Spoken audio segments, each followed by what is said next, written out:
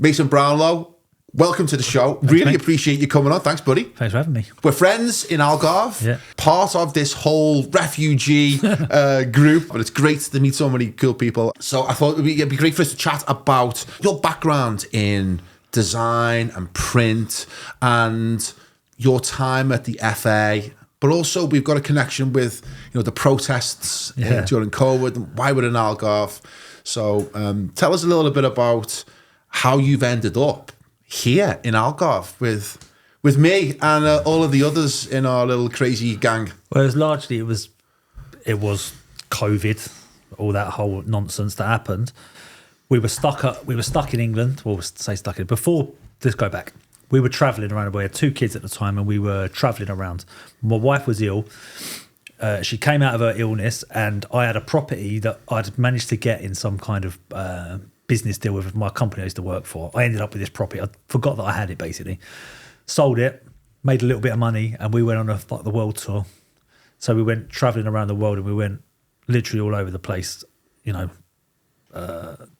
Dubai, Australia, Bali, Korea, Japan, Australia, everywhere. We just went, carried on moving and moving and moving. We were in the US at some point. We ended up in LA. I did a little bit of work there, and Sarah got pregnant. I was supposed to say she got pregnant. We became pregnant. We had A little bit pregnant. Yeah, a little bit, yeah. And at the time it was this whole Zika virus thing was going around. Remember this thing? Is that pre-COVID? Pre-COVID. Yeah, that was the first one they trialled. Well, this was the trial, but at the time it was like we didn't know any better, and we're thinking we were on our way to South America, and the plan was to go to Mexico, carry on traveling, carry on moving. But this whole Zika virus thing was coming in, and it was if you haven't got this jab, you haven't got that jab, you get bitten by a mosquito, this is going to happen, your kid's going to have a big head. We were like, do you know what? Our kids have got big enough heads as it is. Like, we don't want from us. So we thought, right, let's go back to England. Went back to England, had the baby, and then within 6 months, it was COVID, pandemics, lockdowns, blah blah blah, and we were then stuck in a house with 3 kids, nothing, nowhere to go, nothing to do. In London was this? Outside London, Essex, so on the Essex coast, a place called Leigh-on-Sea, which got voted the happiest place in the UK to live, which is interesting because there was loads of miserable people about, especially at that time. So we were there, we were stuck. There was a little window. We'd had a few people had started to leave. We'd known a couple of people that were here already. Another one of our friends had jumped in a van and just drove off that summer, got out of here.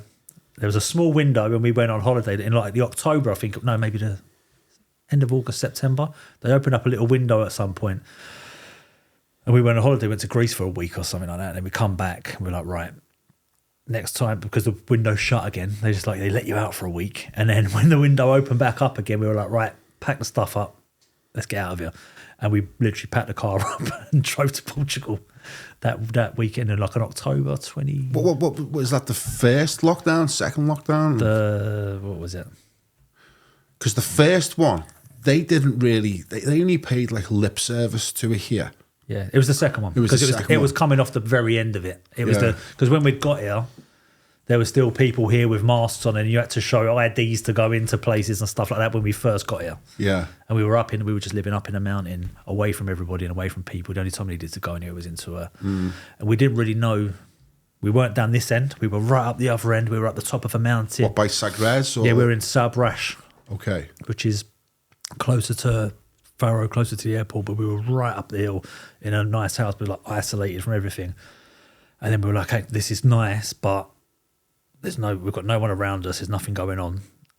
And we were like other people. When you hear about English people in Portugal, where'd you go? And you know about Albufeira and Villamora. That's what you know, right? Yeah. And Valdelobo, you go, that's a bit nicer, that is. So we found this place, and it was in Valdelobo, like Golfville, Nice. It's a golden triangle, is that? Golden triangle. It's where all the boomers go and all the golfers go, you know what I mean? Yeah. So we moved there, but then you're there and you've got a 3-month window of there being people around and there's stuff around. The rest of it is just completely dead because people have got these big, beautiful houses that they go to for 3 months of the year or 2 months of the year. And then we'd started to meet a few more people down this way, realised there's actually a little bit more of a vibe and a community down this way, which is really what like Sarah missed. Like I'll lock myself in a room and work basically, so I don't need to be out. But Sarah missed having people around her. And then when we come down here, we know people here. it was a perfect fit, really. Like you say, it's a load of it's like a nice refugee camp. It is, and you've got to make a bit of an effort to get here. So in a way, it kind of acts as a filter too. Yeah, because most Brits who come to Algarve, they go direct to Albufeira, and that's not a place that you really want to go. It's a bit like Blackpool, isn't it? Exactly, I guess. So if that was your only experience of Algarve, you probably wouldn't want to come back. But you can go in either direction, and it gets all different. You need to go to the east towards Tavira and then on to Seville. But that's a bit older. But if you go west, like here, then it gets really interesting. There's a real mix of people. It's a pass-through town, isn't it? Because you have to go all the way to, we're on the very bottom southwest tip, right? Yeah. So if you get to that southwest tip at Sagres and you go straight, if you was to jump in a boat and go straight, you'd end up in New York, I think it is. That's right. In a dead straight line. But what a lot of people do is there's all this there's a load of surfers, there's a load of hippies, there's a load of van life people. Digital nomads, sailors, and they're all passing golfers, through. So it's not really a place where this isn't really a place where people settle, really. It's a lot of passing through a movement, and if you go 2 hours that way, you're in Seville. You go 2 hours that way, you're in Lisbon. So it's like a nice bit, like you say, you have to really make an effort to get here, and then to be here and stay here, I guess, as well. Yeah, it's cool. I really, really enjoy it here. I mean, it's a bit quiet now at the moment, isn't it? We're in the... Not compared to last year. Really? Well, you want to see it last year. Last year was much quieter this time of year. Okay. And the year before that, if you go down to the Black and White, the coffee shop, where Sarah goes every time, they shut down for the whole of January, not last year, the year before. And then... Why do you think that is then? Do you think... There never used to be people here. Do you think that's because more and more people are coming, or is that they're finally starting to get over the tragedy that was COVID for this area? Because, they closed a lot of businesses down here, didn't they, during COVID? Because it relied so much upon British tourism. Yeah. And, after the Portuguese, during the first lockdown, they like... This is okay, we'll do it, yeah, no problem. They just give a lip service. Yeah. And for the second one, the Brits went, no. Yeah. This time you're going to take it serious, because what we're going to do is put you on the red list. Yeah. And they put them on the red list, and that meant that no tourists, because remember they were saying back at home, if you travel to a country that's on the red list, you're going to jail for 10 years. Yeah. Matt Hancock was saying he was going to bang us up for 10 years for visiting Portugal. But what happened is that all tourism just stopped. Yeah. And here in Algarve, they were struggling, really struggling. So the Portuguese government went, okay, we'll play along. We'll play the game. You want us to ramp it up, we'll ramp it up. And that's kind of what happened. But I think that it's coming to an end now, and people are starting to return in more numbers, and it's getting livelier. There's different people coming in now as well. Down here, there's not a lot of English tourists that come here, or UK tourists don't really come here.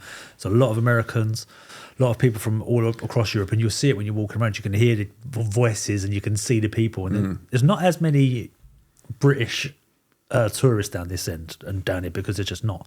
I know the Portuguese government opened they've got trade deals and stuff with the US government, haven't they? So to make it easier for them to move around and visa stuff is easier for US citizens to get here and to move around, which is interesting. I know a few people that moved up to Lisbon, and you would think, wow, one guy he's like one of these coaches, like a business coach, and he was living in Nashville, really successful business, and he just upped to left and came to Lisbon. It's like, wow, you've come from there to here. It's interesting. I know people that are coming here, you've got to want to come here. And I always say, people go, oh, why did you move there?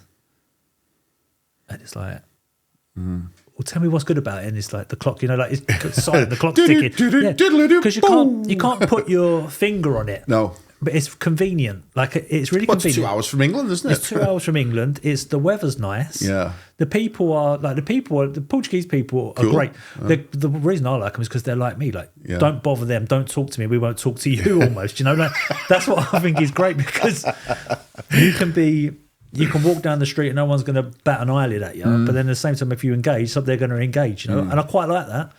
But I can never put my finger on it. It's not like, oh my God, this is paradise. And it's not paradise. It's just really cool. It's not quite paradise, but it's pretty cool. It's really convenient. Like you say, you can travel around. You can. Yeah.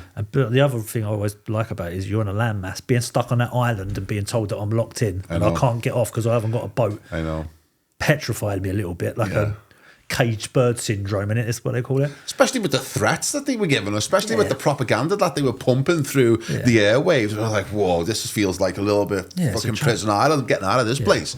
If that's how they're going to treat us, their own citizens, fuck you. And I know that if I'm here, if I need to, I can drive to real communism. I can drive to China. I can drive to Russia from here if I need to on one landmass. It might take me a week or two or whatever, but I can get there. There's a whole big place that I can explore and chuck the kids in and chuck the family in if I need to escape. Then I can, do you know what I mean? And like the same thing as well is if I need to go back to England for whatever reason, some work or whatever, or if I need to jump on a plane to Spain's an hour away, England's hour and a half away, plus a half hour in the car, and it's really easy. Like I said to you, didn't I had a job in Liverpool last year. I was living up near Farrow Airport. If I was back in Essex, I had to be in Liverpool by 11:30 that morning. I would have had to leave probably 5, 6 in the morning, drive up, get stuck in a bit of traffic, be knackered, get to Liverpool just on time. I left my house here at like 8 o'clock, breezed to the airport, straight through, jumped on a plane. I was in a Liverpool town centre by 11. It was quicker for me to get there from Portugal than it would have been from outside of London. It's packed. The island of Great Britain is packed, and the infrastructure is creaking. It's ancient. It doesn't fucking do what it's supposed to do. You can't get anywhere on time, and when you do, it costs you a fortune. It's like, just driving from A to B in England is a fucking chore. It's a real mission. It's like, I remember when I drove here, getting from Liverpool to Portsmouth was hell. It was constant traffic everywhere. 300 quid in petrol. 300 quid in petrol. As soon as I arrived in Spain and drove from Spain to Portugal, the roads were completely empty. It's a whole different experience. And you get off that boat and they just go, manana. Yeah, all right, babe, go on, keep going. Yeah, no, it's good. It's good. Yeah, and I really enjoy being here and meeting all these great new people, including you. But tell us about your title, creative director. Cool title. Everyone wants to be a creative director. You actually are one. I had a little bit similar when I was doing music videos, so I kind of know that world a little bit. But tell us about what that entails, what that means. Literally giving direction on creative, whatever that may be. So like for me at the moment, it's design direction, art direction, creative direction. Someone called me a Swiss Army knife a couple of weeks ago, and I wanted to headbutt them because I thought you'd taken the piss. All right, okay. What does that mean? But then I realised actually it's probably a compliment because it means I can do a bit of everything. But I like to think that I do it all to a better quality than most other people do it. Yeah. Because there's like different streams to where I can branch off to. Like design direction is very different to creative direction. It's not really works. Like if you're going to make is it creative direction in the same term as in the advertising world a creative? It's exactly, basically there's like a structure to it. Yeah. I mean, I hate it. It's titles. It is what it is. But, say we're looking at this podcast, you go, right, I want to change the direction for this podcast. Yeah. You would normally have creative director comes up with a load of ideas with the creative team, comes up with a load of ideas and directions you can go off in. The creative director can normally has a deep understanding of the business and the goal you want to achieve to get there, and then has to work out how to do that creatively, however that may be. Film, print advertising, digital advertising, radio all of the spots, different mediums that are at your disposal. All the different mediums, and then it filters down the system. So art direction is literally the style of it. So art direction is look at these posters, So a creative director will come up with the concepts. Art director will translate those concepts and how do we make that work and what do we do? What kind of camera do we use? What kind of styling do we use? What kind of things do we use? And the design director will then go and make that into a tangible design that they can roll out into a poster, a digital asset, a print asset, this, that, and the other. So there's like a whole big system, like an agency system within it, like a one-man walking agency, because I've done it all, so I can do it all. Yeah. You know what I mean?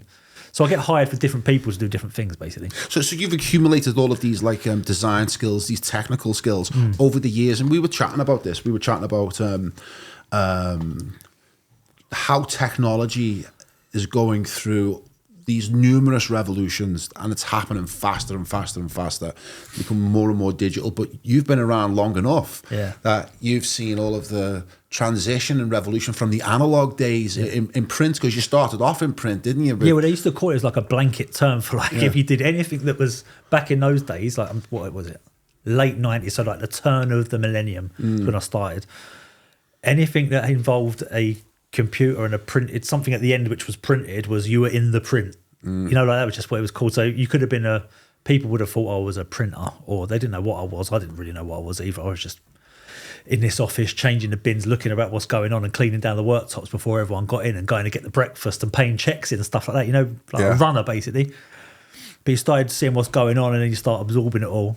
But those days, like So what you would do is, if you're a photographer, a fashion photographer, now you take your picture with your camera, it's plugged in, it's tethered to a computer, it comes straight up, and we can retouch it while we're sitting next to you. It wasn't like that when I first started making videos. It was, you had to go through a ton of processes before you'd even got to view the material. But in those processes, there's industry built on those processes, right? Because each thing had to be paid for. So like it used to, the cost of it used to be much bigger. Now that cost has been absorbed by the equipment. So are the budgets being reduced because the technology is getting rid of people? The budgets have been reduced because people don't want to pay the money. But the budget shouldn't have been reduced. So say, for example, there was a fashion shoot by whoever, right? So you've got whatever camera it was, film camera, then the camera was the cost of the camera. Then you've got the cost of the film, blah, blah, blah.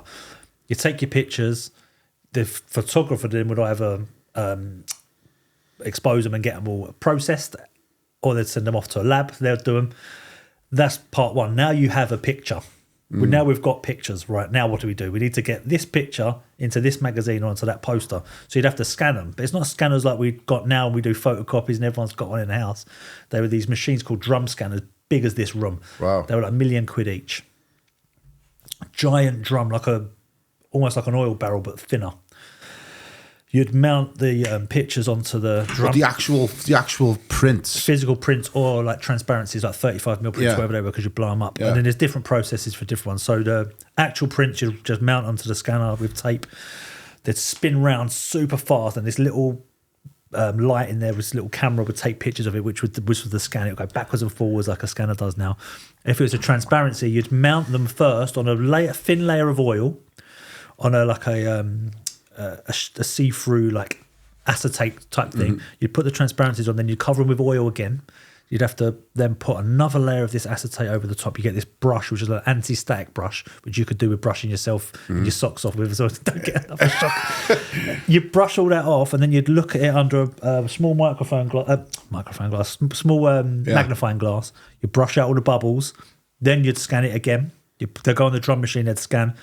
And you'd have got these boundaries. You'd have to be like I didn't do this because I wasn't a drum scanner, but you'd have to have you'd be shit at maths, physics, because you'd have to pinpoint the point where you want to scan it from here. Highly specialised job. Highly specialised. Starts here, they got paid a fortune. Starts here, finishes here, does however many scans per second, gives you the image on a computer, which you then take the image from the computer, design it, put it onto your page layout. Now we'd use InDesign, like you spoke about InDesign before. You use InDesign. Back then it was like Quark or PageMaker. I remember Quark, yeah. Brilliant. You get this giant box with the box was as big as this table for the software. Now you just download it.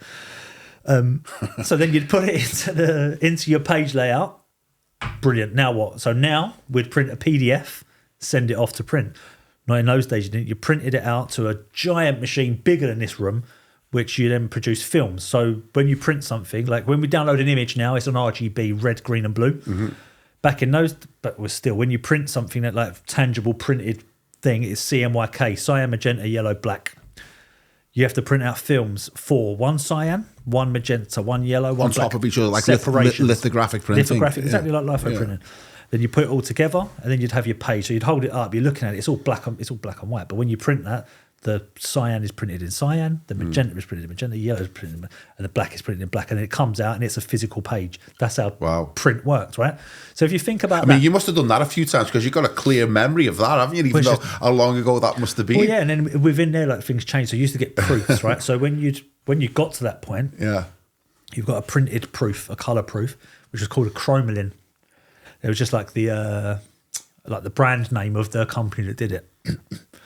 So you just, back when I first started to make these chromalin proofs, you'd expose the cyan, you'd get a tub like your glass of cyan powder, chuck it on, brush it off, and it'd stick to it a little bit like a screen print, right? Yeah. Then you'd get the magenta, yellow, black, blah, blah, blah, dust it all off, and then you'd end up with your proof, which you then give to the photographer. They'd just write all over it with pen or pencil. We need to take your bags out. We need to do this. We need to do that. You get your retouch instructions. You'd have to do another proof when that was done. So there was this whole process, like a 20-step process. Just to get it to print. Before it's even got to print. Before it's even got to print, wow. And each bit of that had a monetary cost attached to it. Yeah.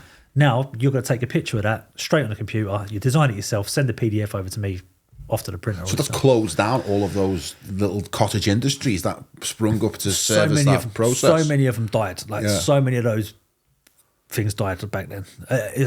We can't even really relate it. I can't really relate it to anything else because I didn't know anything else that went through it. But I suppose you can almost say, like with Ubers and cabs or whatever, but there was no monopoly for that. But it's crazy, isn't it? How quick technology develops, how quick we are to take advantage of those new developments in technology to create these little industries where we can generate some money from. Yeah. But as quick as they appear, they disappear. I mean, look at the cassette. Yeah. Imagine how much money went into creating and developing cassettes, and then all that promotion that went with them, the Walkman and everything, and all that massive industry that came around for cassettes, and they just disappeared. Yeah. CDs came, same sketch with them, and they disappeared, and now it's just all streaming. Well, there was about a year that it was mini discs. Remember them? Yeah, mini discs. Yeah, they didn't last long, but I had one in my car. I had like a 6-disc mini disc change in my car. But Dad had the DAT. You remember DAT? Yeah. Digital audio tape. You still got the player. Well, this is what we had back in those times when we would back our stuff up. Like now, you're going to back up your cameras later. Yeah. You plug the memory card, this tiny little thing like this. You plug that in, and it's got 256 gigs worth of storage because you can put on a 2 terabyte drive within seconds. Back in those days, we had.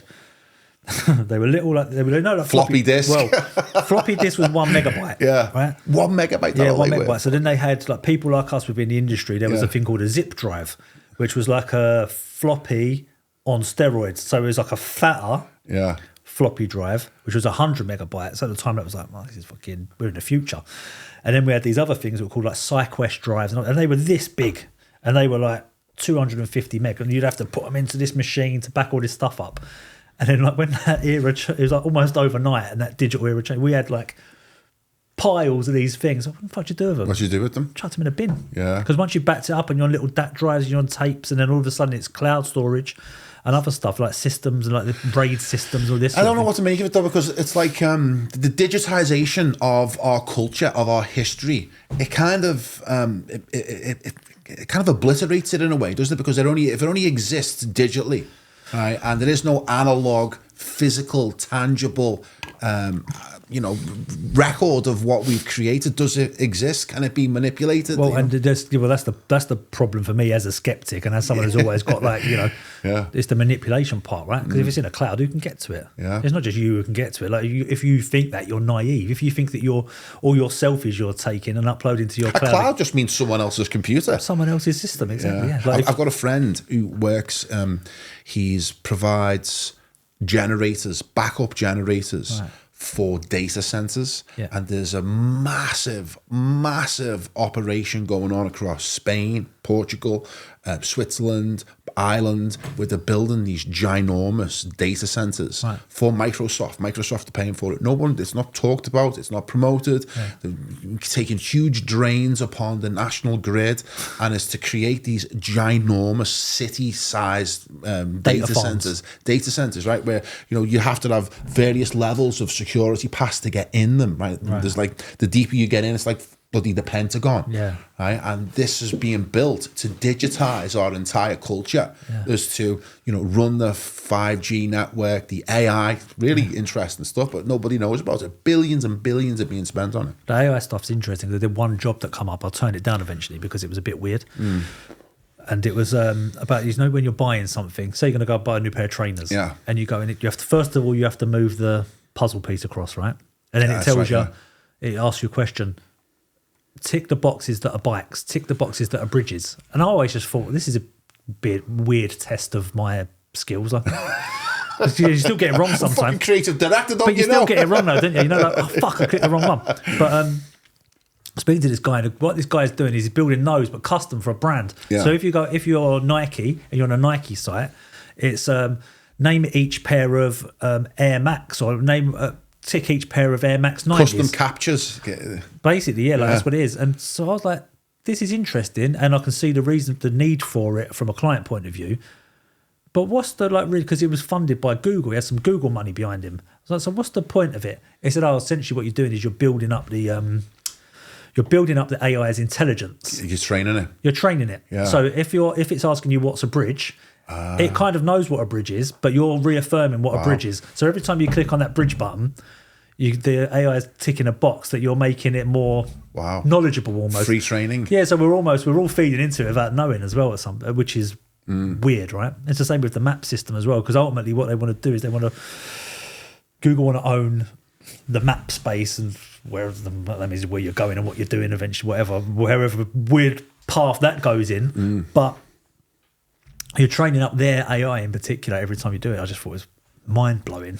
What do you think about being somebody who works in the creative space? I do too, because I work with cameras and editing software, and you'd have to create thumbnails. I'm using graphic design stuff.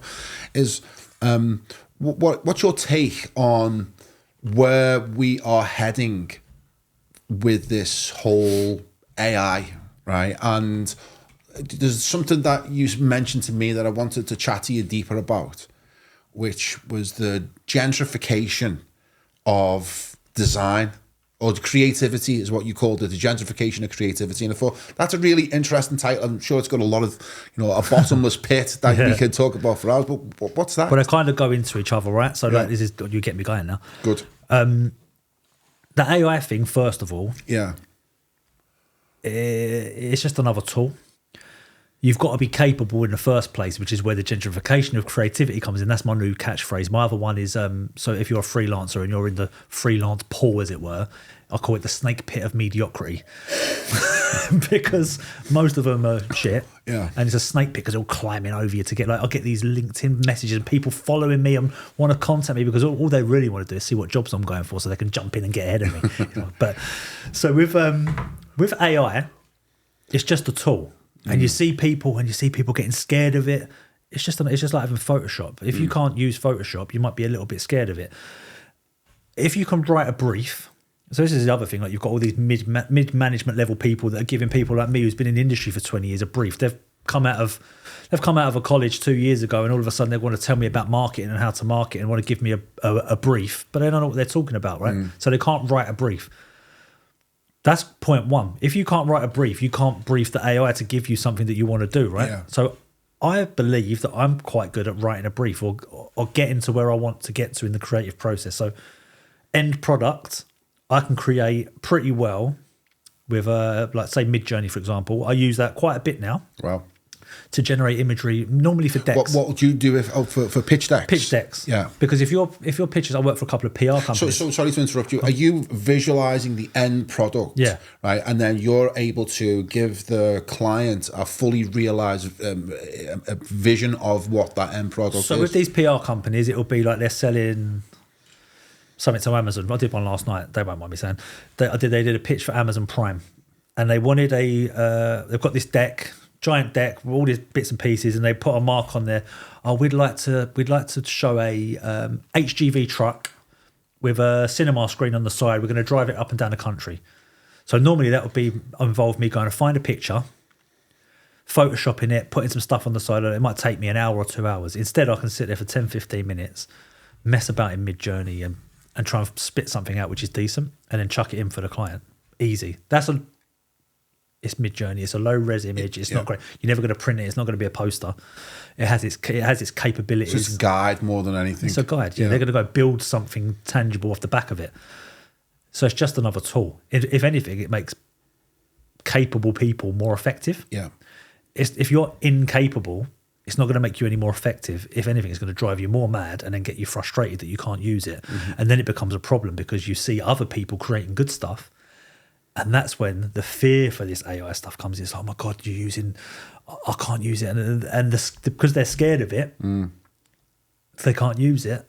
And they're worried about it taking over their jobs. And also there's a load of people that... Well, we've just talked about how technology can decimate and level entire cottage industries as it develops. So I guess there is an element of truth in AI, decimating other industries. But then again, new jobs and new industries emerge from what the new tech is. But also, if you're AI engineers, that's all our jobs are going to be. Well, that's what the people are advertising for. A prompt engineer. A prompt engineer. Because it's called a prompt when you write a prompt. It's called a prompt. But it's like if you're comfortable in what you're doing, you're heading for a fucking never be comfortable because it can. And that might just be the way you're born or in your bloodline or in your genetics that. Comfortability for me is the worst thing you should never be comfortable because you know what's coming around the corner. And if you don't zig when the industry zags or whatever industry you're in, you're always going to get left behind. Like I've been in it for 25 odd years. Like You told me you'd seen it change like at least 3 times. Yeah, it's changed loads of times. Analog to digital, like digital, which was then taken away from the companies producing it and going in-house. Then in-house can't cope with it, or they're doing it wrong, so it comes back to outsourcing again. Yeah. And then other teams get built around it, and then the structure of design teams and creative teams and different places changes, and you've got to move with it. And if you don't move with it, you get stuck behind. Like there's this new AI thing got announced this week with Solar or something, which is a video AI generator, and it's incredible. And they put all these examples out. It's by what they call OpenAI. Yeah, it's by them. It's really interesting. But they've showed some samples, and then they showed the prompts that they got to get to the samples, and it's amazing. Like if you're pitching a movie, me and you could sit there for a couple of hours, have a couple of beers, and go, right, we're going to write a movie, and it's going to be whatever, say like a Guy Ritchie type movie, right? Yeah. We can get perfect 10, 15 second clips that perfectly match up what we're trying to achieve, and put them all together, stitch them together, and go and present that to a movie company, a 1 minute, 30-second trailer of perfect footage. You can't watch that on your HD TV indoors because it's going to look like shit. It's going to be all flickery. But if you look at that on a on a computer screen, it's going to be great. It's just another tool. So do you think we're going to get to the point, though, where AI creative tools are better than what humans can create? And therefore, this... Because one of the things that defines our humanity, one of the things that separates us from the animals is art, is our ability to create things just for the sake of creating them, or to communicate, transcendent messages through symbols and images. And, that kind of defines what it means to be human. Yeah. But this machine has appeared that can replicate poetry, not quite at the scale of Yeats, or now, OpenAI is making videos. Will it compete with Kubrick's movies? Where does that lead to? And does that have a dystopian future in which humans lose their humanity and just become like the Borg? I don't know. What's I don't think so, but I might be wrong. Who knows? But I just think that there's a place for it, and I think that because I think there's always room for specialism. Yeah, and there always should be. Excuse me. And I think the big problem is almost like a separation, right? I can sit here now with a paintbrush and I can draw a capable picture, and you go, oh, that's great, that's brilliant. But you put me next to a full-time artist, they're going to create an amazing job, and I look at that and go, well, that's fucking amazing. It's almost like the separation. Like, okay, well, if you lot are happy with that, and take it, and then it just creates a bigger divide in like in what you think is good and what isn't. And who's accounting for taste? You can't ever the taste makers. Like you can't tell people what's good and what isn't, can you? Like that's up to them. That's up for them to decide. But it comes down to quality. And I think also as well, it's like you see AI art comes up in your feed, doesn't it? And you can see it, and which is the AI art, right? And it gets to the point where I feel as if there's no value to it as a standalone piece, right? Because that there was no sacrifice made, no sacrifice taken in the making of that particular art. There was no struggle from the human learning the skills, how to be a painter, all those things. And it just like, that doesn't really have any value. Whereas if it was created by us, by humanity, then there's all of that embedded within the art itself, is knowing what the sacrifice was made. So I think it might get to a point where we need to define what's being made by AI and what's being made by the human, so that we know where to assign the value to it, the emotional value that we give to art. So I don't think there's an emotional connection to the AI art, because we know some fucking robots made it. There's no soul. There's no soul, heart and soul in it, and you can tell with everything else. Like we were saying before, like music or whatever. Yeah. If there's no soul in a piece of art you're looking at, you can tell. Even if you take a piece of digital and you print it, and you've got something in your hand, it still doesn't feel like that. Like they tried to attach the monetary thing with the NFT stuff and all that kind of. Yeah. That was just people pissing about making stuff and spitting stuff out. It wasn't. Some people did. It wasn't like Midjourney and DALL-E and all this stuff. That wasn't just them making stuff. A lot of this was like literally digital artists creating stuff digitally. But it just wasn't hitting right. Yeah. That's why I always like in my work, it's a mixture. Like it's your influences as a person. Yeah.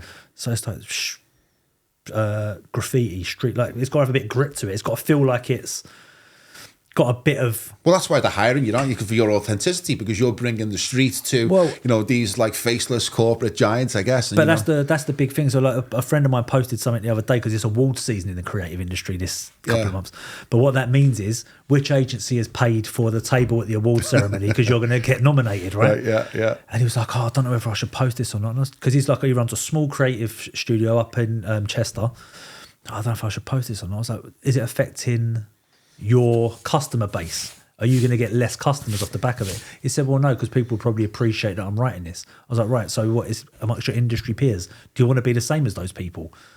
No, not really. Well, fucking put it out then. What does it matter? Like, start rubbing people up the wrong way. And that's part of that whole thing that we were talking about, the gentrification of it, because it's been taken over by people that we've got the money to take over this industry.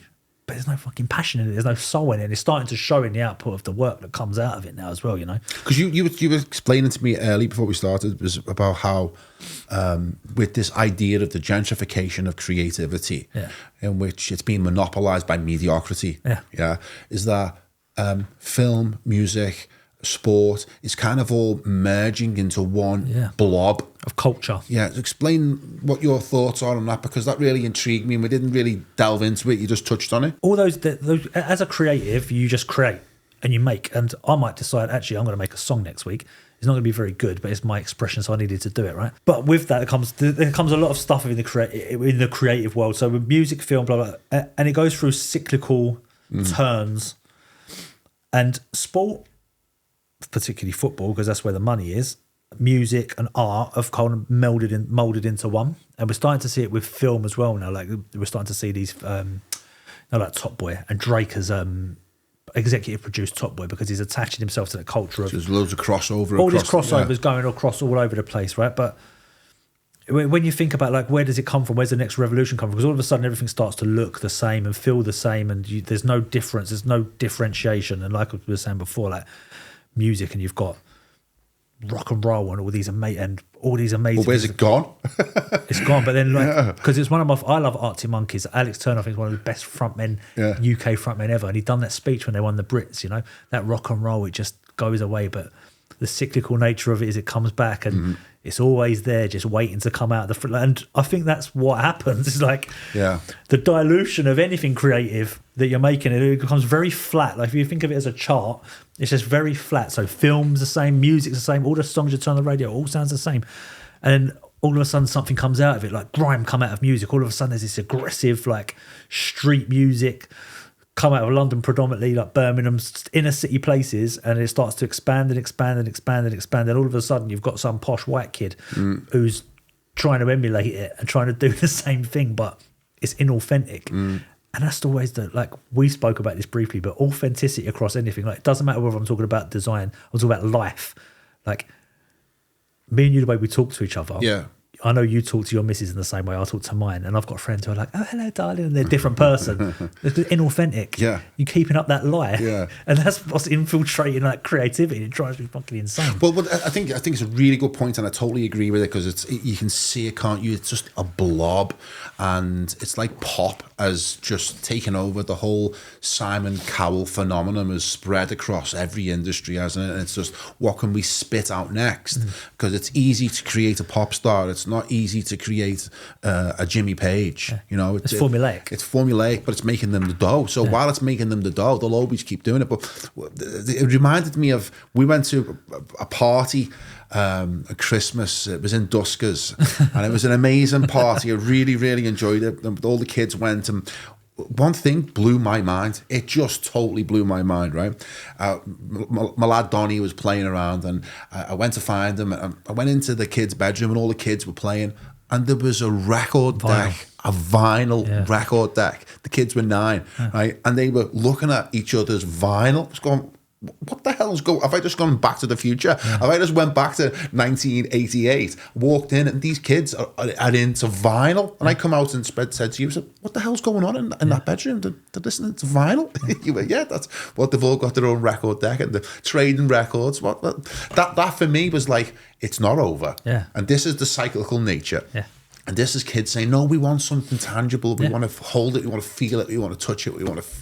And it's not just the music either. Like, my 2 eldest have both got record players, and they're both into vinyl. So if they ever get any money, they want to go and buy a new record. Yeah. But then off the back of that, they're forming their own music tastes. Wow. Like the eldest one, like he got into MF Doom. That's not something as a rap fan you walk into. You have to seek that out. It's quite specific in like its sound, but around him, he's got this whole culture of art, and he's got graffiti background, and he wears this mask, and there's this whole stuff that goes with it. And there's like, he can go back and look at 20 years of history and 20 years of vinyl and go back and find out about this stuff. So it's almost like the search for knowledge that he's going down a path.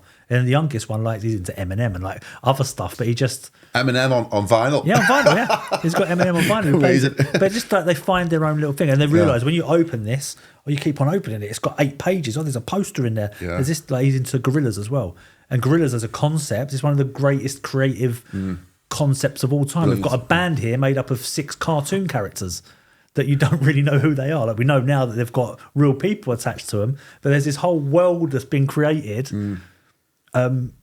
Around fictional characters of this musical world. There's no denying that Spotify is an amazing development in musical technology, right? Now you've got every song ever written at your fingertips, right? But that's great as a convenience, and that's great in being able to find the best stuff and listening to the stuff that you'd really like. But you lose the mixtape aspect. You lose, sharing vinyl. You lose opening them up and seeing the lyrics in there. And that's amazing that kids have naturally gone back to that without being prompted by the parents. The parents haven't even got a record deck anymore. I don't have any vinyl, right? But the kids, off their own volition, are seeking it out. And it gave me really gave me a boost, with this dystopian future, and the kids are making those decisions. It's cool. We went up to Lisbon. Rock and roll will never die. No, it won't. We went up to Lisbon and we were in a record shop, and Sonny, my 7-year-old, wanted to get he wanted a particular vinyl. I can't remember. It was a Daft Punk one he wanted, because he's into Daft Punk. He likes that electro sound. He makes music on his iPad now as well. So is he seeking these vinyls out? He finds them. So he was flicking through and he found one and he put it to the side, and the guy come over and was like, this Portuguese, I was like, what the fuck? He said, I'll put it on the counter for you, come get him in. He's like, okay, thank you. And then he's like, oh, I want to get this one instead. And I said, well, go tell the man you want to swap it over. He went over, and like the guy was like, this is amazing. He said, like, the kids, number one, he's found the vinyl he wanted. Then he's realised, actually, I don't want that one. I want the other one, because it's got songs that he knows on it. He's like, we don't really see a lot of that here. I'm like, yeah, well, it's cool, isn't it? But then there's the juxtaposition, right? Really? Because he's listening to vinyl, but then he's on his iPad making music in GarageBand. Yeah. So he's got a digital drum, he's got a digital guitar, a digital organ with all these things at his fingertips, and he tries to replicate the sounds that he's hearing so that he can make it himself. Now, if I go and buy him a guitar and a drum kit, it's going to cost me 12 grand to get him all the stuff that's on this 500 quid iPad. Yeah. But he's trying to replicate it. I don't know, there's something cool about that. No, there is, because it's like, that's what I'm saying, is that the digital tools are incredible, right? The digital tools are amazing. I love them myself. But we shouldn't lose touch with the analog and the real and the tangible. And that's fantastic to see them doing that. It was really something that gave me a buzz. Yeah. It really gave me a buzz. But design should always start with a pencil, I always think. Yeah. Well, number one, the idea, they used to call it the back of a fag packet idea, right? Because you write it down at the back of a fag packet in a pub. You go, right, let's go down the pub for lunch in Soho somewhere, write down a load of ideas on the back of the cigarette box that you've just smoked, and then you come back and then you start, right, we're going to need a logo, we need this, and it starts with a piece of paper and a pencil, and you start sketching stuff out, and then you make that digital, and it's just sharpen it up and sharpen it up and sharpen it up every time, That's how it used to. But it's like, as well as so I used to make music videos back in a previous life, right? I was a lot younger, and I wasn't as grey, and I've still had it, right? But anyway, that's in the past. But so yeah, I used to love making music videos. I used to love making films and videos. And what was different back then for me, because I had a bit of a gap, what was different was that it was still a little bit elitist, that whole industry, and I just kind of hustled my way in, right? And then I'm mixing with like middle class kind of people who like, what's he doing here? Well, how did he get in? How did he get past the gate? But what I found is that when I was making music videos and directing them, I didn't touch any kit. I didn't touch any of the technology, the editing, the cameras. I just directed the show, right? But because I didn't know how to use... As a good creative director should do. Right, but I didn't know how to use the kit, right? That's what it was, because it was like, we were 16mm cameras, film cameras, and you had to be a highly specialist cinematographer to know how to use the kit. Yeah. And it was too distant. It was away, but it was when I kind of moved out of that industry, the technology was just about reaching the mass market. Yeah. I took a few years out, came back in. I'm doing the podcast now, and now all of the kit has been democratized to the point where we can afford high quality, video making equipment, and you have to learn how to use it yourself now because it's there. It's at your fingertips. Is that part of how does that fit into your vision of this, gentrification of creativity mixed with the democratization of technology? Anyone can go out and film stuff now, so quantity is an issue, isn't it? It's changed a bit again, right? So you still have to, if you're going to do a big shoot for like I did a job for North Face and JD Sports, right? Yeah. So we work out our plan, we work out what we've got, then I hire a DOP, like director of photography, who's going to tell us, I tell him I want a shot like this. He goes, right, you're going to need a 16mm this and all the camera, all the gear. He knows what to do to create what I think we should have, right? So on a big shoot like that with a bigger budget, you've still got all of that at hand. If not, and you're shooting something different, you've got to go and try and work it out yourself. So, for example, I've got one of my cousins. He's a music producer, but then he sort of zigged and zagged, and he makes a lot of rap music. He's in the middle of East London. He's around all these rappers. He's had these cool Latino rappers and all these people. And he started making music videos. So he went and bought himself like a decent camera with a couple of really good lenses. The lenses cost more than the cameras. He charges these kids, like they're street kids, he charges them $5-10 grand a video. And they've got the money. He's doing one or two a week sometimes. Wow. He's making a fucking good living shooting these videos. And you look at the quality of it, and it's better than these 90s music videos from MTV. So in a way, that's great because you've got that entry level into it. But then that's what I'm saying. It's like it's available to everybody now. Well, it's available if you've got the money. There's still a monetary thing. There's still a monetary thing, but it's not like when I was directing music videos. You couldn't get that level of equipment. You could get like prosumer, but the quality wasn't there. But as now, I can go and get a Sony A7C2, and I'm getting close to as film good a quality as you can get. There's also I can get one for $2,000. There's also these amazing companies like we used to have a photography business and videography business along another, like you say, another world. I just had a core base of cameras and equipment, but then there's companies like there's a company called Hire a Camera, for example, and there's a load of others. Yeah, whatever you want Red Dragon, whatever, you go hire it. It's going to cost you 1,500 quid a day. You just pass that cost on to the client. So rather than me having to go and spend 100 grand on a camera and 50 grand on each bit of glass that you go with it, I'm going to hire it all for 2.5 grand for the day and then go shoot with it. You just need to find someone who knows how to use it properly. That's the problem. But the other difference now is we're going out, so deliverables, like it always used to be, right, we need a 1 minute, 30 second film, advertisement. It's going to go out on our channels, our website, it's going to go on YouTube or whatever. Everything now has got to be filmed that way. Because it's all for social, it's all for TikTok. It's all for, so now people are spending... Can you film it in vertical, please? No, it's exactly that. And you see the people got their cameras now. They're like, they're filming everything vertical, which is a whole different skill in itself because people that are learning how to... It's an alien aesthetic as well, isn't it? Especially to filmmakers. Like, well, what do you mean vertical? I want to do 1 to 2, 3, 5. Yeah. And you see like people that have learned how to be a videographer. Yeah. They've gone through whatever they've gone through to do it. And then you put them on a set and they go, right, do you know what? We've got to shoot this vertical. And their brains pop out because there's no like history of teaching you how to shoot that way. Framing is like, if you can frame it right, you can get away with anything. It doesn't matter what you can film with. But isn't it mad that that entirely new aesthetic that has entered into the video lexicon, which is vertical video making, exists solely because that's the way you hold a phone. Well, I think what's more interesting is the fact that you can't adapt. So I've made a living off of being able to adapt with whatever happens. I think people that come in that are trained, I was never trained. I taught myself. I was sitting over people's shoulders watching people. Because I wasn't trained, I'm not conditioned. So it's like, right, we need to do that. All right, cool, let's work it out. How do we do it? Whereas people now, they look and they go, what do you mean vertical? I've learned for 5 years. I've learned how to shoot everything horizontal. You blow their mind. Like there's no adaptation because they're just programmed robots. They're just doing as they're told, you know. Yeah, but it's it's funny the way it's going, isn't it? Because if you're not able to shoot vertical, you're just going to get left behind. And there's an app at the moment on the iPhones called the Blackmagic camera app. Blackmagic cameras, and they've set the app up in a way that the crop in. It's in a landscape format. So even though you hold your phone up in vertical, the default is they're saying no, we're filmmakers. It's going to be in landscape, so you have to press a button in the settings to change it to vertical. Yeah. Well, I mean, you still see big. But it was from a purist kind of perspective that Blackmagic have brought that to the table. Yeah, I like when that happens. Like we're not going to adapt. This is how we do. Like so many big companies now still. But they've adapted to the phone. They post a story, and before it starts, it says rotate your camera, rotate your phone. Brilliant. Okay, cool. Will. Yeah. Because it's made that way. That's how it should be viewed. So it's directing you how to view the content. You are not meant to be viewing it on this phone. Yeah. You're meant to be viewing it somewhere else, but it's interesting, isn't it?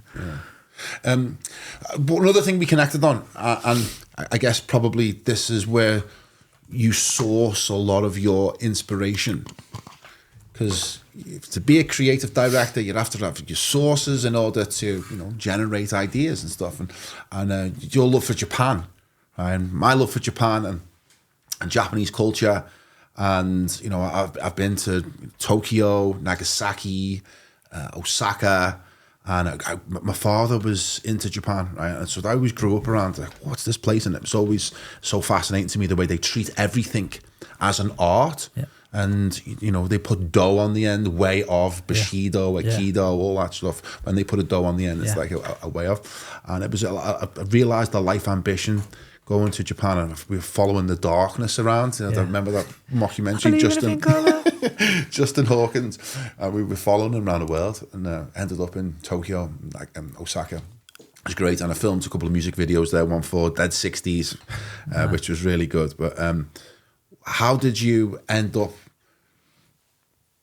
loving it, falling in love with Japan? And tell us a little bit about your experience there, because you've been having it as well. A couple of times. And the kids are desperate to go again. Yeah. There was probably just like a weird, everything like that I do for my job, like from a creative point of view, it comes from like you've got to be inspired to do it, And weirdly, there's probably like two weird inspirations that sat in the back of my subconscious that I didn't really know about, which was both my nans, right? So one of them was like an old, obviously they're old women nans, but one of my nans had like a charity shop. She was like a very glamorous old Jewish lady. Always had like these fake diamond earrings. Her hair was always jet black, even though it's probably grey underneath all the dye. Always a big fluffy jumper, just very glamorous. So we used to go around when I was a kid, 3 or 4. I remember getting on a bus with her, and we used to go around to all these jumble sales, and she used to buy like all the cool jumpers and things like that. And then she used to like put some like diamonds and stuff on and put some bits on. Then she had like what we'd now call like a charity shop or a thrift store. And then she'd go and put them in her shop and then sell them. And that was on, that was down the back, it was in Hackney, down the back of Homerton Hospital. It's really cool now in a very hipstery place where you can buy avocado on toast for 15 quid. But back then, well grown here, by the way. Exactly, to Hoxton. Exactly. But back then it weren't really the done thing. Now there's like these shops everywhere, right? Yeah. So that stuck in the back of my brain. There was always this fashion thing in the back of my brain. And then my other nan was like, she was just a nutcase. And every time you go there, she'd have a different colour hair. She'd have her nose pierced. She'd have a parrot on her shoulder that someone didn't want a parrot no more, so she took it in. There was a dog, a cat, fucking donkey, zebra. Like there'd always be another waif and stray at my nan's house. But all around her flat was Japanese art everywhere. Wow. And that must have just stuck. Yeah, because she was a really good artist. Okay. She never had any training, but she liked to paint and stuff. Like Hokusai Wade kind of. Like you see like these geisha dolls, almost like tattoo style, like when you see these amazing Japanese tattoos, like it was almost that kind of Yakuza stuff. Like when they have a full body suit and you've got like an amazing, and the whole idea of it is, the idea, the point of like Bushido, they call the art of Japanese tattooing is that there's a journey through your body, right? So when you see this whole body suit, you start as a fish. So if you ever see a koi carp at the top of someone's body, they're probably imbalanced. For example, my dad, who's very imbalanced, has got a koi carp on his shoulder, because a koi carp should start lower. This might be wrong, but this is what I was told. Yeah. Starts at the bottom of the journey, because a koi swims upstream. As it swims upstream, it gathers strength and turns into a dragon. Once it turns into a dragon and it goes into battle or whatever, it it dies, it becomes a phoenix and rises again, and the whole cycle starts again. And she had all this kind of stuff like phoenixes and dragons and geisha girls around, which was just weird for a flat in Bow in East London. So it was like juxtaposed. Don't know where she got it from. I was going to say, where did this love of Japan from? No idea where she got it from, but that must have just always stuck in the back of my brain. I think like with men and groups of men, when you grow up, you tend to gather in a group, don't you? And then you go your separate ways. I very early on in my group of friends, it became evident that I was different. I didn't wear the same clothes as people. I didn't like the same stuff as people. And there was like a bit of a separation there, you know. And then all of a sudden I made the decision, actually, I'm going to wear whatever the fuck I want, do whatever the fuck I want. And it was at the beginning, like before trainers were like super popular, sneaker culture, there was like, it was almost like it was like an underground culture. And there was this forum, it's called Crooked Tongues. It was all trainer collectors from all over the world, but largely it was like a UK thing. So all of a sudden you're talking to this guy in Birmingham who buys, he only buys like New Balance, and no one had New Balance. He had like 20 pairs of New Balance. And there's one guy in London who works for Nike and got all this other stuff. And it was like this really underground thing. And then it was like before I was 20, like the turn of the 2000s, like I discovered, off the back of trainer culture, I discovered streetwear and all these brands in streetwear and graffiti and this London graffiti scene. And I got into UK hip hop, which I didn't even know existed. I thought hip hop was from New York. I just thought that's where it was from, or from America. And all of a sudden I found out about this whole culture in the UK, which I didn't know existed. So I really got into it, which is where like the creative inspiration comes from. All of a sudden you realise there's graffiti writers here, there's people making cool music, there's people that dress cool.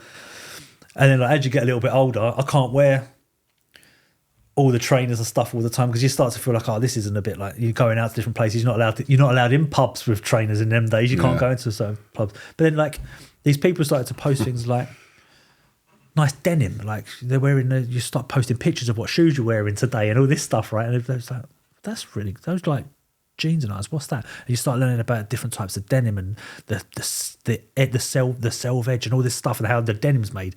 And then you go, all right, where's that made? It's in Japan. And all of a sudden you start to see this whole Japan thing starts to come back in. And then there was this brand called Visvim that came kind of out of nowhere. This Japanese guy made this stuff, and he was obsessed with, still around now, it's amazing stuff, so fucking expensive now. He's obsessed with Americana and American culture and culture of like Native Americans and different tribes and the way they used to make clothing. So he would go and source crazy materials from the US and then make these handmade shoes and stuff out of them. And I like fell in love with the aesthetic of these shoes.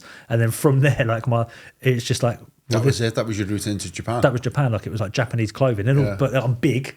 But they've got an amazing talent for absorbing another culture's ideas, but regurgitating it into something original and something of their own. I mean, right across the board, whether it's filmmaking with Akira Kurosawa, or whether it's Toyota and creating the whole lean manufacturing movement, which is expressed in design now as agile. You know, all that stuff that comes from Toyota. You know, and then you've got the design and the music, and it's just whiskey. Look what they're doing with whiskey. The guy who invented Japanese whiskey basically went to university in Glasgow as a university student, went on a tour of the whiskey distilleries in Scotland, took notes, went back to Japan and created the whiskey distilleries in Japan, which are still the same as they are today. And now Japanese whiskey is, you know, pushing Scotch to be up there with the best. Well, they're amazing how they do it. They do it as well, and it's not ever a way to like, we're going to do this better and take over.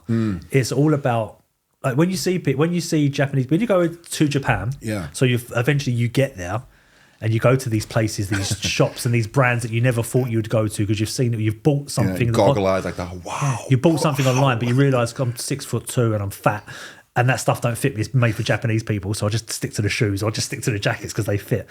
But you start walking around, and you see everyone as, you know, like you walk around London and people have like crazy watches and stuff, and they have all these like, everyone in Japan has got a black Rolex Submariner on. That's it. Why?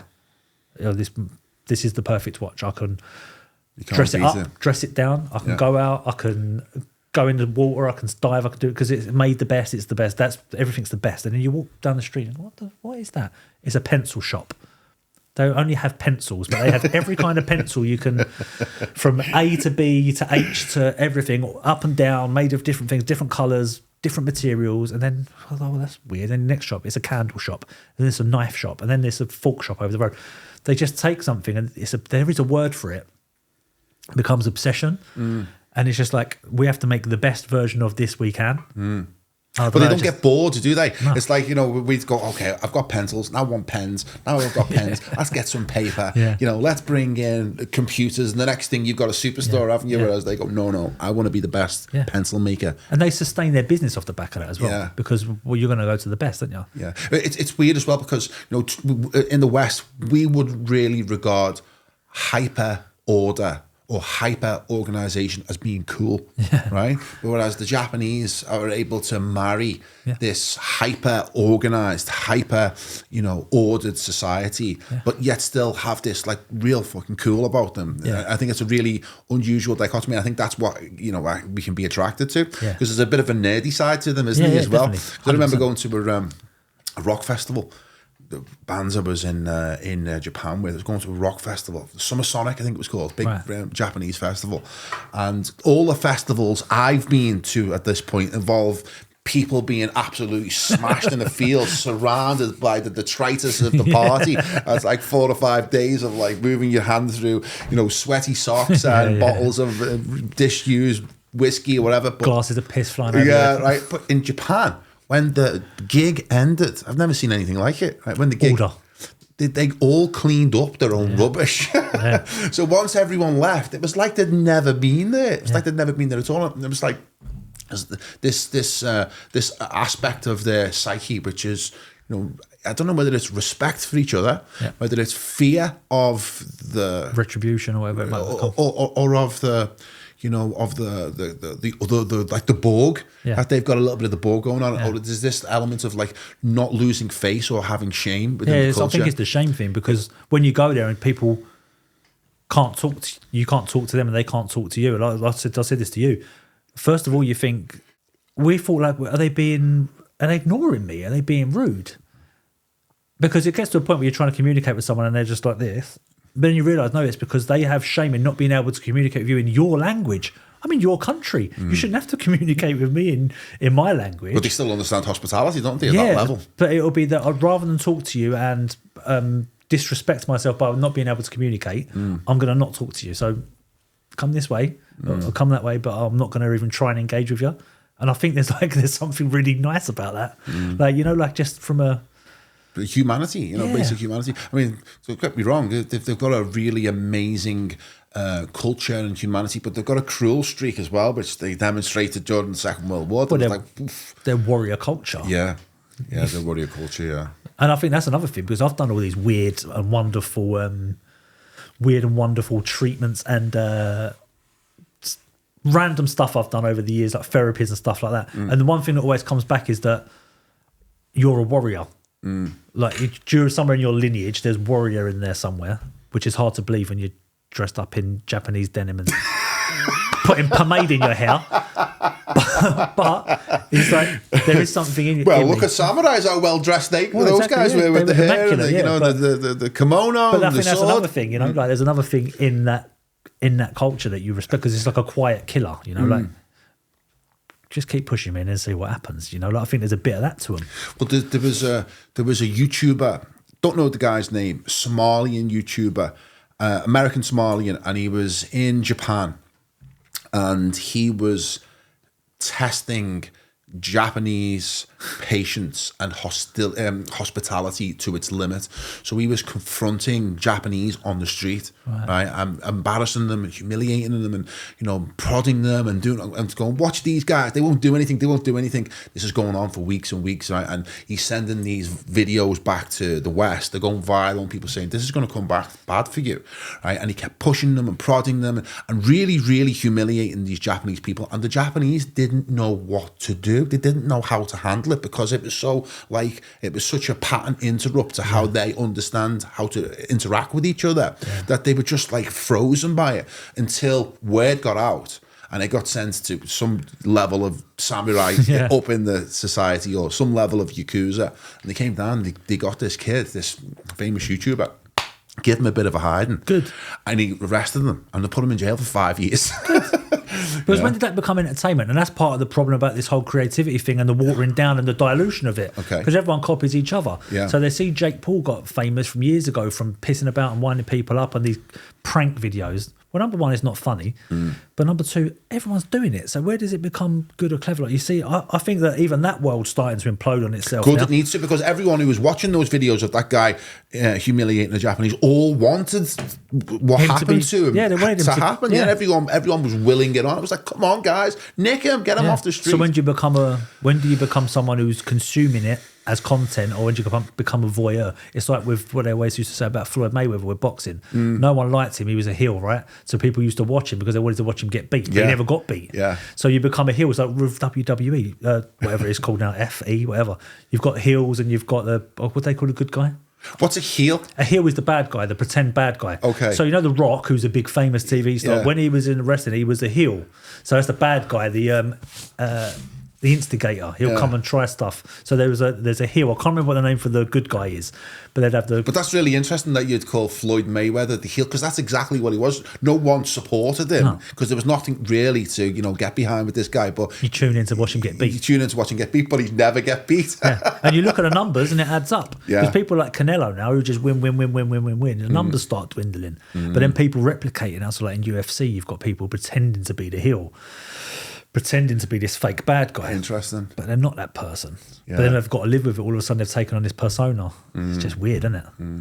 And that's part of that whole thing, isn't it? Because it works somewhere else. But didn't the WWE, Vince Vaughn, no, not Vince Vaughn, the guy who owned WWE, forget his name. Vince McMahon, right? Haven't they just done a partnership with UFC? Well, they're all owned by is it either Endeavour or WME, whichever they are. They're all owned by the same person now. But doesn't that give you a little bit of insight to say crossover? Yeah. But how can you have a crossover between Worldwide Wrestling and UFC? UFC is meant to be serious fighting, meant to be real competition. Whereas we know that the WWE is completely fixed and staged. It's not just that they own everything. It's Disney. Yeah. But doesn't that imply that UFC might be getting staged as well? I think they're looking at stuff off.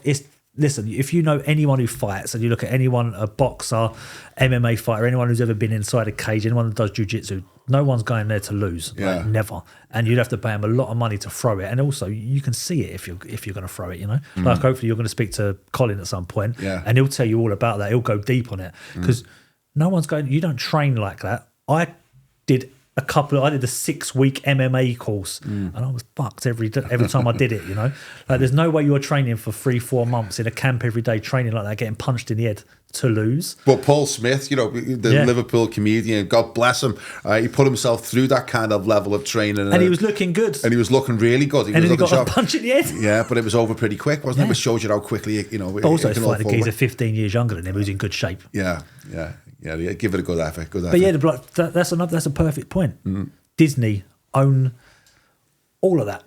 So they own the WWE, they own UFC. UFC now owns that power slap thing, which is a load of nonsense. People slapping each other, like they own it all. So it's like a monopolization. What's what you're saying, isn't it? The gentrification of creativity, which all becomes one blob. Yeah. There is no individuality because ultimately the people who are running Disney determine what is the output. They determine what the content is. It's whether it makes them more dollar. That's what it comes down to. And that's what it's down to. It's down to pound or dollar bills at the end of the day. And then even with like a business like that, like the Power Slap one, for example, right? So there's just two big fat geezers standing there slapping each other.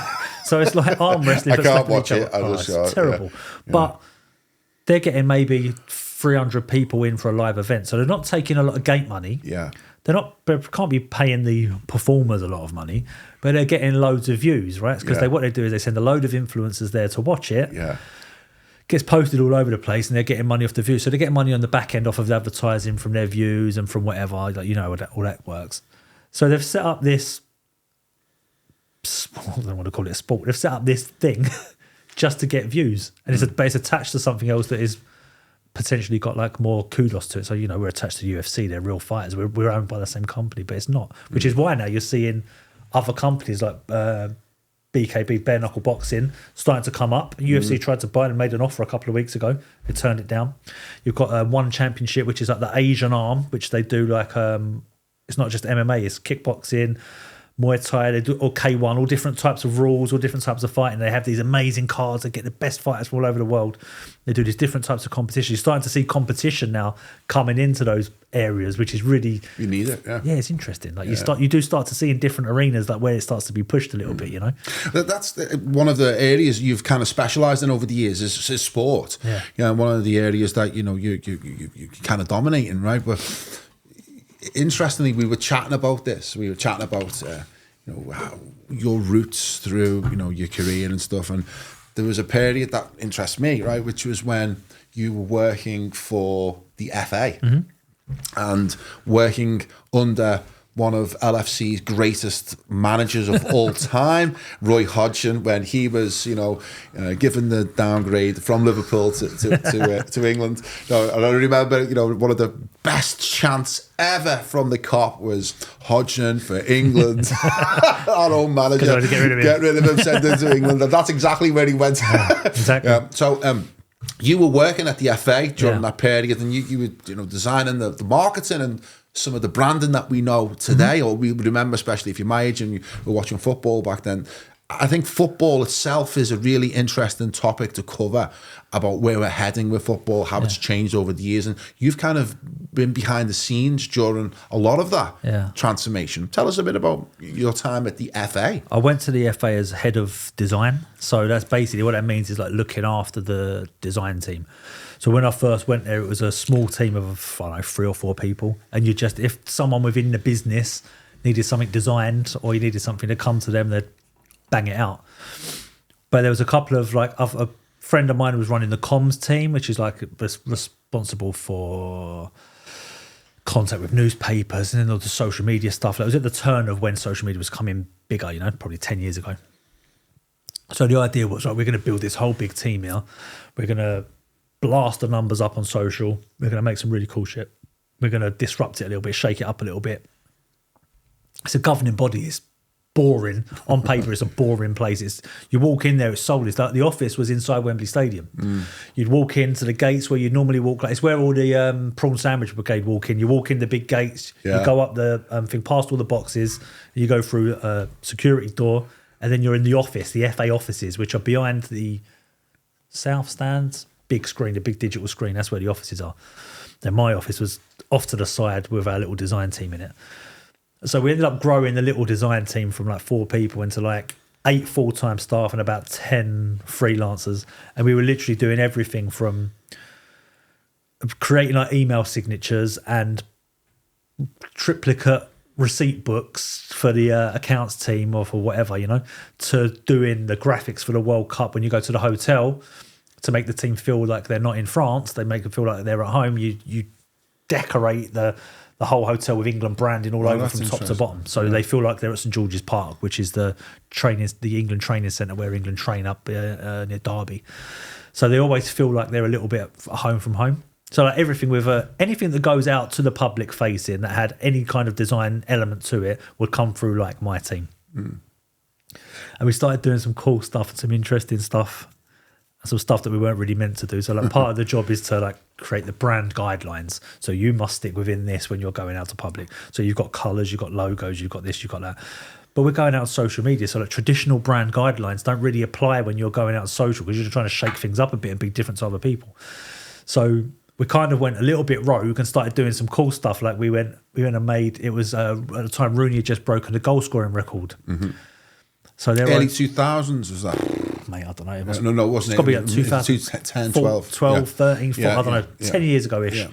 And it must be about 10 years ago. Yeah. He just broke the goal scoring record. Now, tradition is when you break the goal scoring record, you have a photograph taken. You come in, you get a commemorative cap, and you do this stuff. You do something, and they put the picture up in the halls of Wembley.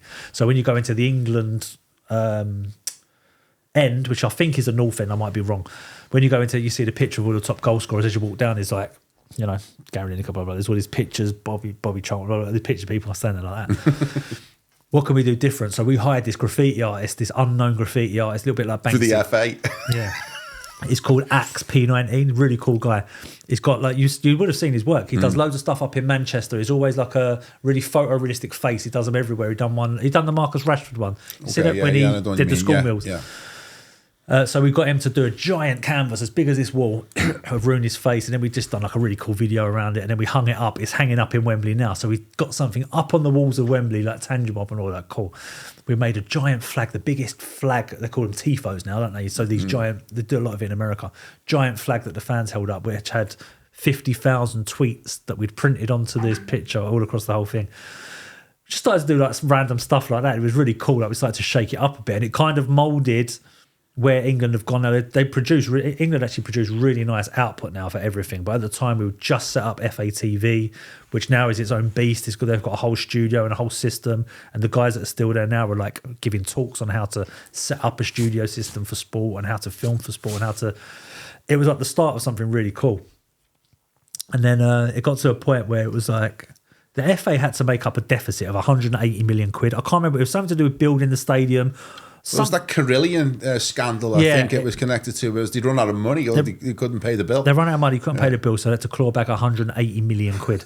So they started to look at the business, where can we save money? I'd already asked for like, we're doing loads of work. I need a couple more people. I might need a couple of $100,000 here for like 4 more people. They're like, no, wait. Anyway, they decided, because what I'd done with the design team was, being just a couple of designers that serviced the business, I'd attached an internal recharge to each piece of design work that I could then track so I can monitor performance, because it's the second time I worked within a big corporate company, because that's what it is, it's a corporation. Excuse me. And I thought, right, I know what you people are like. You're going to try and fuck me at one point or another. Whether I ask for some more people to come and work for me, or if I need something, you're going to need me to justify it. So I'm going to justify it. I'm going to take a note of each piece of work that we do, and I'm going to attach a cost to it, an hourly rate cost. And the hourly rate cost will be maybe half of what it would cost if we outsourced it. Excuse me, a third of what we, and then a half of what it would be to if we had a freelancer to cover it. So it's always cheaper to get this work done in-house. It's £40 an hour in-house. If you outsource it, it's 50. If you get a freelancer in to do it, it's 60. Like, that's just how I did it. So eventually I could show them this part of the business, this design team has made 2 million quid for you as an entity this year. So go, all right, cool, brilliant. This design team is now making money, which was eventually the downfall, because once it got to them clawing some money back, they said, well, we can sell that and give that to someone else. They eventually sold the design team to a company. They stitched them up. This company came in to buy it, and they were buying it thinking that we were in charge of like all the printing materials and stuff all around Wembley Stadium. Little did they know we were just servicing them. So like they bought a dud, really. They bought this design team that was making money internally, but there was no real charge there. Yeah. They could replicate that charge now and charge it back because they owned it. So they probably clawed their money back. But that was the end of my time at the FA. And having been inside that system, it was like, oh, it could have probably came at the right time. It's like my memory of the FA. Right, it was when I was growing up. You know, we were watching football pre-Premier League. Yeah. The FA had a lot more clout, as I remember it. Yeah. And if you remember Graham Kelly, you'd ever remember him, he was the face of the FA. Yeah. And I was like, how was this guy? This guy is so bland and weird. How was he the guy that they're wheeling out to be the one that faces the public? And it was such a crazy time back then. And, you know, football was still old-fashioned and it was still run by the old-fashioned men in the FA, who even at that time hadn't changed in 100 years. Yeah. Right? It was a really, really stuffy organisation. But then again, it was like, maybe that was part of its charm, was that it was traditional. It didn't change easily. It wasn't going to just shift its ideas. But then with the revolution of the Premier League, it feels as if the FA are just this like little distant organisation, don't have the clout that they used to have. The FA Cup, when I was growing up, was the massive, the pinnacle of club football. Mason, day of the year, it was like a real highlight. Country stopped, didn't it? Country stopped. Yeah. It was incredible. The whole family would come round the TV and you'd watch the FA Cup. Fortunately, Liverpool were there a lot more than Spurs. Then again, no, Spurs are the king of the FA Cup. The year ends in one, mate. Yeah, and it kind of feels like it's faded to a secondary competition now. Yeah. It's like, you know, who cares whether you win the FA Cup? Yeah. What was your take from inside seeing that? Exactly what you think it is a load of old white men walking around in suits that don't fit them. It's almost like being a shareholder in a whatever company, Fortune 500 company. It's a load of rich old white people that are involved in it, you know. So they'd have like they'd put token people in there, as bad as it is. They'd put a black guy in, they'd put a woman in, they'd just wheel people out, literally wheel people out just for optics, which is fucking nonsense, you know. Like I'd walk around, but are they still controlling football? Who knows? I'm not in it that deep. But now. did you get that vibe from it though? It was like, would they feel as if they were just pushed off into the corner? They're a governing body. I don't know how long they will last as an organisation. They've got the England team, which is that's where the power comes from, right. And the women, especially the women now, because they're more. They're more out there now, like women's football. There was a big push for the things they did good. The things they did well was push women's football. And then they pushed this like England DNA thing, which was like to create winning teams. Their ultimate goal back then was to create a World Cup winning team. They didn't specify men or women, but then the idea was that the men would win it by 2022, I think it was. That was the idea. So like they'd almost put this operation in place to teach people how to play football the England way. Because sorry to interrupt you, because that was always like, for me, it was like when we used to look at the way the FA used to run it, it was like, why can't England play football? We invented the game. Why is English football shit? Yeah. Right. But it seems like they've got their act together a bit now, even under Gareth Southgate, where they're not the best in the world, but they're still qualifying and getting in competitions. Did that kind of all that? It started them. It was literally called the England DNA program. Right. So they had kids in there then. The kids at that time were people like Sancho and Rashford. They were the kids. I'd go up to St George's Park and there'd be the under 14s or under 12s team, whatever it is, and it was those guys when they were kids. Right. You know, they're walking around because they're teaching them to play the England way. When you put them on the pitch, put Rashford on the pitch in an England shirt, he's like a world beater. At the moment, he's like struggling a little bit for Man U and stuff. But when you put them together on the England pitch, they do play a particular way. Well, that was the alien to what how English football was for such a long period. Well, they was watching the German team at the time and how they were structured. They literally picked up their manual, duplicated it, but added the England thing to it, you know. Right. But it was the same place then. It was a stuffy boardroom. I'd walk in, tattoos, t-shirt on, because I want to ruffle feathers. Like, that's the reason I'm here. Yeah. I'm here to rub you up the wrong way. I want you to be looking at me and like twitting and like be a little bit funny, you know. But they would do the same thing. Funny you said wheeling out earlier, because it would be, we've got a media thing we need to cover. Something's happened. We need to speak to someone. Let's wheel out Roy. And they literally used to say, let's wheel out Roy.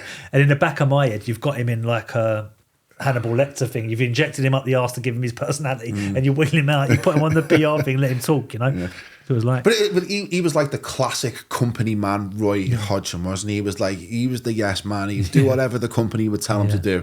How he was able to have such a long career is beyond me, because he didn't have any particular, interest in football and ideas. But this guy's just been there forever. All over the place for every team you can think of. Yeah. But Southgate was in there then. Southgate's office was next to my office, so you'd walk past. And he was the same. Was he managing then? He was the under-21s manager, I think. So they were grooming him for that job. Yeah, he was grooming him to take over the job. But he was part of that whole DNA system, which is, I think, why he's plateaued them now. Like we're talking about, it's probably the same thing about like the creativity, the gentrification of it. Now the team is quite flat. It's got to that point where, like you said, you're qualifying for everything, but you want to win. You need that little bit of extra. You need that R9 Ronaldo, not Cristiano. You need that R9 Ronaldo with that bit of like, where has this guy come from? Well, that's interesting, because in Portugal, they have a really interesting structure. I don't know enough of it to really articulate it, but with how they run their football here, this is a big part of their culture here, is that everywhere in Portugal, they have their own clubs, right? And their clubs are really well run, really well funded. Like if you go to Vila de Bispo, have you been seeing the little stadium they've got there? ODH up the road as well. ODH, yeah. So they really invest in grassroots football here. The kids are really well educated in football from an early age. It's not like, but it's different though. Yeah. Because they've got like a first 11 and they've got like their favourites. I've seen it because we used to take the kids football all the time. Yeah. Because I used to play football at a decent level when I was a kid, and I got to a certain point when I was like, I'm never going to be a footballer. I'm not good enough. But I trained 2-3 times a week, played twice a week, and got to the point where you're playing all the time. They don't do that here. They will throw a 7-year-old on a pitch with an 11-year-old, and it's not like, I don't think the development here is as good. I don't think the development is as good. You can see like a team of 15-year-olds playing, you look at them, you go, wow, they're all amazing.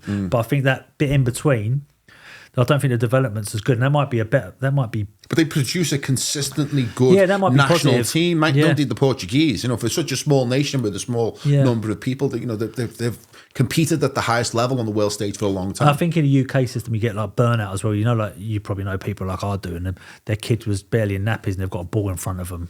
They're trying to make them kick a ball. By the time they get to 8, they're burnt out. They've had 100 different pairs of football boots. They've trained with all these different clubs. They're moving them. It's a lot of men in England never made it as a footballer, and they don't want their kid to become a footballer, or they look at it from a money point of view. It's just another way to do it. If your kid's got a natural gift and they want to play football, let them play football. Don't push them into anything. It's the money, isn't it? It's money. It's crazy. Because it's like not only does the child earn enough money to support himself, but he can support 10 families and 3 generations down the line. That's how much money, that's what's at stake. And you can understand some overzealous parents having the prize in their eye, especially if the kid demonstrates a bit of talent. Then that'll just become this fantasy in the mind of the pushy parents. But with a 4-year-old, I know. Imagine some 4-year-olds, when you see them go, they're really good. Imagine if you took like that time you're dedicating to that kid to make him into a footballer, and created your own business and put that time and effort into that, you're going to get to a place where you're comfortable enough anyway, aren't you, eventually? 5 days a week sitting out there making them get up in the morning, drink raw eggs or whatever you're doing to them. Like, go and concentrate on you. Like, don't worry about the kid, let them relax, let them have fun. It's a bit of a sore point for me, football, as well, at the moment, because I've distanced myself from it. I've not watched anywhere near as much as I used to watch. And I've kind of like rejected this idea of the way that they are politicizing the sport. And I feel as if, and you may disagree with me on this, I feel as if the clubs know that the fans are a captive audience. They know that no matter what abuse they will give to the fans, they will come back week in, week out, buy the tickets, buy the kit, buy all the accessories, spend the money at the ground. And even if they're beating them over the head with this highly politicized agenda that we're seeing through the clubs, I'm like, nah. Football was designed for working men who were putting in 90 hours a week in fucking factories. That was the way they would escape the politics, religion, all that shit. And they would just go and enjoy themselves. And now it feels as if there's no escape. They're still trying to beat it over the fucking head.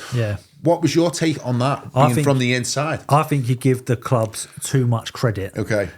Because all they're thinking about is, they're not thinking about influence. Unless you've got like some kind of government member sitting on the board for Liverpool or owns Liverpool. I think it's all about money, and it's all about all they're trying to do is capture their audience's attention. That's all they're trying to do. They're trying they are trying to sell stuff. That's ultimately what they're in the business for: tickets, merch, blah blah blah. But I don't think they take any of it for granted. Every marketing pound they spend is to make sure you're still invested in this club, these players, these people. Otherwise, there's no point in them doing it. They need to make sure they've got you. They're not going to go out and they might be able to go into new territories, like the Asian market. That was always the thing, weren't it? Buy an Asian player, break into the Asian market because you sell more shirts. I think giving them credit for, sometimes I think with the political stuff, is people just jump on a wave without realising they've jumped on that wave. They don't even realise they're doing it. But to give clubs that credit for it's like there is no woke agenda elements that Liverpool FC won't jump on. Of course I won't. Especially with Klopp, he was like the ultimate guy. I'll do anything. Yeah. You want me to wear rainbow laces? I'll wear them. You want me to tell them to go and get jabbed? I'll tell them. But that's part of that ownership group that own it as well, isn't they? Because there's influence from other people. You've got LeBron James is a part owner. And you saw the way he was flip-flopping on things in the US, like talking about, one minute he was pro-China, next minute he's anti-China, and he gets a bit of feedback publicly. Like, it was all like flip-flopping. And just, like we said at the very beginning of this, it's about authenticity, isn't it? Like, you've got to go back to your core fan base. Like, you're not going to win anyone over by saying something that panders to whatever is going on in the news right now. You're not going to sell any more tickets off the back of that, because it's still the same people buying. Well, maybe not, because you can't really afford it so much, but the same people buying the kits. It's still the same. It's a captive audience. You're not playing up to them. You're just pissing them off. They're losing you. They're losing your kid. They're losing your family member by following that game. If you play up and you talk about the nostalgia and the history of Liverpool, if Liverpool come to me and said, let's make a really cool film about the nostalgia of Liverpool and all the kits we had in the past, and we go out and we make a really cool film and I show you it, you're going, fucking hell, that's got I love Liverpool again. That's really cool. I remember that kit with the candy thing on it. Yeah. That was my favourite kit. Nostalgia. It brings you back. It brings you back round. Yeah. But if you're talking about political stuff, it just rubs you up the wrong way, especially if you're politically activated in the first place, because you're going to not agree with something. But it feels as well as like, we touched on this when we chatted before. It's like the stadiums themselves are becoming sanitized. Yeah. They're losing their identity, their connection to the people who founded the clubs, people, original Highbury, for instance, it's called the Library, isn't it? Rather than Highbury, because it's in there. But you said there's as always, we talked about it before with the kids pushing back with the vinyl. Yeah. There's also groups of fans who are rejecting this like official fan name, and they're setting up their own underground, fan base, and they're trying to win back the ground. They're trying to win back the atmosphere. They're trying to win back their club. Yeah. And you said there's a little pushback for that with zines and stuff. Yeah, it's like the zine culture has come back again. Like zines were a big thing in probably the late 80s, early 90s. The End, The Farm, Liverpool, very famous zine. There you go. Yeah. And it's like teams now you've got social media. This is where the cool stuff comes in football. Like the creativity comes back out, because you've got these, especially like Arsenal, it's the worst. It's so boring. And I know I'm a Tottenham fan, but it's the most boring stadium in the world. The fans are just but it is dull. It's boring. But then you've got they're called 1883. I think, that might be wrong, but it's like these zines that used to be a printed thing that you'd maybe read are now like a YouTube channel, and they've got people talking, people commenting, reaction videos, all this sort of stuff that happens on social media. But they sell cool merch. They make their own merch, like cool stuff based on the history of their club, the club that they love. There's no agenda. There's no whatever. It's just like, this is the club we love. These are the stories that we want to tell. This is the cool stuff about this football team. And like, that's the stuff that's interesting for me in football, and that's the stuff whenever anyone hires me, giving the secrets away, but whenever anyone hires me, it's like the story behind the people behind the people. So ultimately, the ultimate end goal is on the pitch, two teams playing against each other, what's the result? But to get that ball on that pitch, you've got hundreds, maybe thousands of stories that go into making it, like the guy who cuts the grass, the person who cooks the food in the stadium, the person who changes the light bulbs. The human story, the narrative. They've got really interesting stories, and you can tell them till the end of time and make Arsenal, Liverpool, Tottenham, Leyton Orient, whatever the team is, you make them much more like aligned to your people, your fans, by telling their stories, because those people are just like you. The authenticity is where it comes in, because at the moment you're selling something that's inauthentic and you're not telling your story. You've got to represent your brand, don't you? Okay, well, just before we wrap it up, where do you think design and technology is heading? What's on the horizon? What's new? What's fresh? What's making you excited coming down the pipe? Well, the thing that's making me excited is this AI stuff, getting rid of all the dead weight and people leaving the industry. Because, like I said before, there's so many... Get rid of the shit. Yeah, get rid of the shit. And it's true, because people are starting to get found out now. There's agencies, like creative agencies, that have entered into the market based on how much money they've got in their pocket. So they've got 500 grand or they've got £1 million. We're going to start a creative agency. Why? Because it's really fucking cool. I'm going to give myself the title creative director, and they're going to give a new business person some money. They're getting the jobs because they can go and get the jobs. Like, if I was to make my own agency, I'd have to work for 6 months, 9 months with no income whatsoever, full time every day, to get to the point where I can go pitch for work and get some work in. It's going to take me 6 to 9 months. I can't do that because I've got to provide for my family, and you've got to make money. These people are entering into it, but they've got this structure which they could pick up out of the creative industry, plonk down there into the recruitment industry or estate agency or whatever, and still operate. It's just people in jobs. They don't really know what they're doing. They're just bought into that industry, Like, that's what I'm looking forward to. All them lot getting rid of, because it's starting to show in the output now. Bring on more AI. Bring it all on. Because it's finding Skynet is upon us. It's finding people out. Like, they're getting found out, and they don't like it. So if you see someone, but can't they use AI for that? No, but they can't. That's the point. They don't know, because there is a real skill to using AI. It's not just okay, that's going to do the work for you. No. We could sit there now. If I had my laptop, we could do a test, right? Me, you, and we could all sit there and do it and try and come up with something. We can try and make that post, remake that post, all right? We're gonna do it, and none of us are gonna get there, but I might get closer to it than you do. You might get closer, and so on and so on. when you've got no capabilities in the first place, it's very hard to get to the outcome. You know what I mean? Definitely. Well, I mean, in some ways, Photoshop is AI, isn't it? In some ways, I mean, they've got a generative fill tool now. But even before the generative tool, it's like you're still manipulating using those tools. Yeah, you're still pushing buttons. Aren't you've got to know how to do it. Yeah, it's got to know how to do it exactly. And pushing buttons for Midjourney is not much different than pushing buttons for Photoshop, is it? It's just another tool. It's just another tool. Yeah. But if you can't use the tools in the first place, and this is the other problem with these agency models, agency one. Come and hire me. They'll give me a day rate for 3 days worth of work. They'll give me X amount of money. They'll go and charge 10 times that amount of money to the end client. Client goes, great, we love it. Thank you so much. Now what do? They have to come back to me. I'm like, no, my rate's gone up because you've got more clients based. Oh, no, I'm not going to do that. Then they give it to someone more mediocre in the snake pit of mediocrity, and then it becomes like, oh, they didn't do a good job, let's give it to someone else. And then they come back 6 months later and go, actually, we will pay you your money. But by then, hopefully, they've started to take a dive. Yeah, you've got another job somewhere else. Yeah, exactly. Okay, cool. Where can people find you, Mason? You can't. Go fuck yourself. Bye. Mason Brownlow, thanks for coming on, mate. Break the mic.